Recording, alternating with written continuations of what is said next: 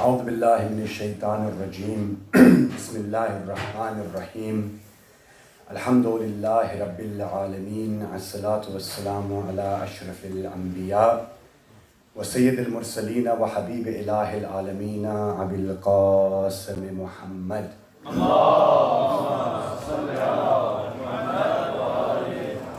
وعلى أهل بيته الطيبين الطاهرين المعصومين منتجبين المنتخبين المظلومين الغرر الميامين سيما بقية الله في الأراضين وهجته على الخلائق أجمعين سيدنا وإمام زماننا وصاحب نعمتنا وولي الأمرنا مهدي هذه الأمة وتؤوس أهل الجنة الحجة ابن الحسن العسكري فداه ورواه العالمين صلوات اللهم صل على محمد وآل محمد. MashaAllah, some amazing poetry, amazing words that have been recited. Just one or two points, inshallah, that I would like to make within the 5-10 minutes that I have been given. Is I start with a question. As a Shia, how many times do you hear from non-Shias, where is Ali in the Qur'an? Where is his name mentioned? Where is accolade mentioned? Is he even in the Qur'an? So inshallah I would like to mention 2 or 3 verses of Amirul Mu'mineen from the Qur'an, and we will look at the tafsirs of those verses and explain why these specific verses were revealed in honor of Amirul Mu'mineen. There is a narration from Ibn Abbas in which he states that Amirul Mu'mineen has been mentioned over 300 times in the glorious Qur'an. Whenever Allah subhanahu wa ta'ala says, Ya ayyuhalladhina amanu, He is referring to Amirul Mu'mineen. So we begin with the verse in the Quran in Surah Al-Baqarah chapter 2 verse 207. Brother Adil was mentioning the night of migration, and a few of the other brothers mentioned that Amirul Mu'mineen slept in the bed of the Prophet. Allah subhanahu wa ta'ala liked this act so much, He revealed a verse in honor of this act. So chapter 2 verse 207. What happened? The kuffar of Makkah wanted to assassinate the Prophet. So they had a meeting, they got together, they said, look, we need to end him. But if one person kills him, he can then take the blood revenge against that tribe. So the best thing that we can do is if we take 10 men from 10 different tribes, and all of you attack the Prophet at the same time, we won't know which man dealt the death blow. Therefore, they can't take revenge. So the plot was made. Allah subhanahu wa ta'ala revealed to His beloved messenger, O my Habib, I need you to leave the city of Makkah and I need you to migrate to Yathrib. Just before the Prophet left, he called Amirul Mu'mineen. They say, how do you describe Amirul Mu'mineen? One of the brothers was saying, Ali isse bhi aage hai, that we can't comprehend Amirul Mu'mineen. But this statement that I'm about to give you now will sum up who Ali was.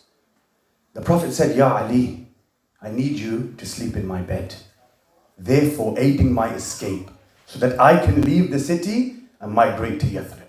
Ask you a question. If the Prophet were to say something like this to each one of you, I need you to sleep in my bed. Why? The people are trying to kill me. The first question that comes to your mind is what? Will I even survive? Will I wake up tomorrow? Will I live to see another day? But what was the response of Amirul Mu'mineen Abul Hasan? What did he say? He said, Ya Rasulullah, if I sleep in your bed tonight, forget me, will your life be saved?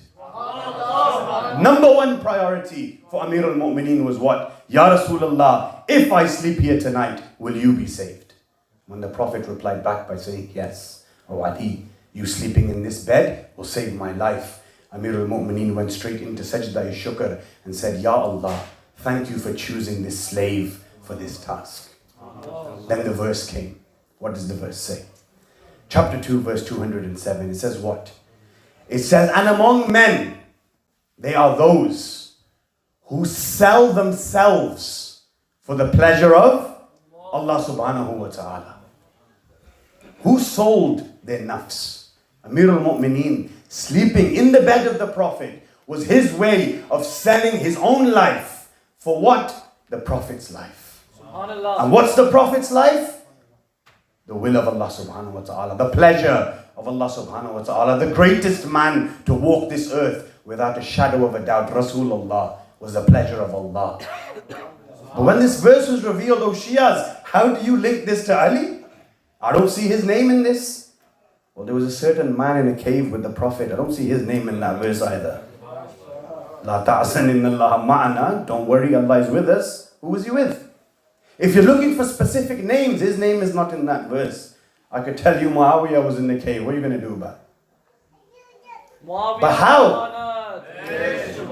How is this verse relating to Amir al-Mu'mineen? We look at the tafsir and the ta'wil of this verse. They say that Allah subhanahu wa ta'ala called Jibreel and he called Mikael. And he said, oh Jibreel, oh Mikael, if I was to extend the life of one of you and I was to shorten the life of the other, whose life shall I extend? Whose life shall I shorten?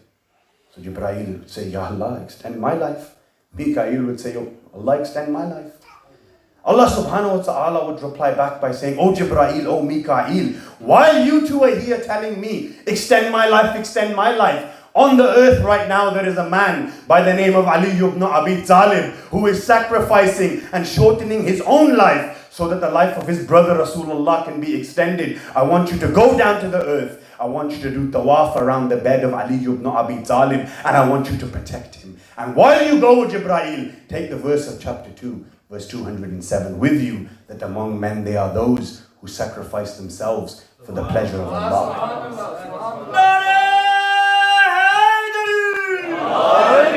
One more verse inshallah and we will finish. The most famous and common verse, what? Qur'an chapter 5, verse 55. One of the common questions we get is, if you Shias believe that Amir al-Mu'mineen was the successor of the Prophet Bila Fasl, the first successor after the Prophet, where is this in the Qur'an? We say open chapter 5 verse 55. Allah subhanahu wa ta'ala says what? إِنَّمَا وَلِيُّكُمُ اللَّهُ وَرَسُولُهُ وَالَّذِينَ آمَنُوا الَّذِينَ يُقِيمُونَ الصَّلَاةَ وَيَأْتُونَ الزَّكَاةَ وَهُمْ رَاكِعُونَ. Every Shia knows this verse. But when was it revealed? Why was it revealed? We pick up a hadith that has been narrated by Abu Dharr al-Ghaffari. He says one day a few Jewish individuals came to the Prophet. They said, oh Muhammad, when our Prophet Moses said to us, his successor is Harun. In his lifetime, he told us, this man is to succeed me. Oh Muhammad, who is your successor in this life? Tell us, whilst you're alive, who is your successor? The hadith goes on to state that at that moment, the Prophet didn't say anything. He just paused. As we know, the Qur'an says what? وَمَا يَنْتَقُ عَنِ الْحَوَىٰ إِنْ هُوَ إِلَّا وَحْيًا يُوحَىٰ. He doesn't speak until revelation comes. So Allah subhanahu wa ta'ala is answering those individuals. What does he answer them with? He brings this verse. So what's the translation? Allah is your wali, no dispute. The Prophet is your wali, no dispute. Who's the wali after the Prophet? The Qur'an says they are believers, they establish their prayers, they pay the poor rate whilst they bow down. Some ignorant Muslims translate the verse by saying وَهُمْ رَاكِعُونَ means and they bow down. So I asked them one day, I said, okay, so are you a believer? He said, yes. Do you pray?